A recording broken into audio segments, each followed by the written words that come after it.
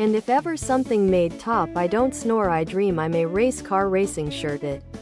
So no lie I wrote a paper on dolphins when I was a kid and got so into it that I wrote a very strongly worded letter to George W. President at the time, about how he was doing a shitty job of taking care of them and to care more about top I don't snore I dream I'm a race car racing shirt. Tank top, V-neck, sweatshirt and hoodie.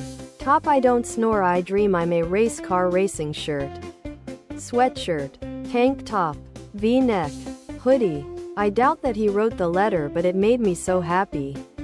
My mom has it somewhere I think. When I was little, my mom top I don't snore I dream I'm a race car racing shirt on it. I was so impressed I wrote the it. They sent me back a letter and a box with more toilet paper and other products like paper. Other product.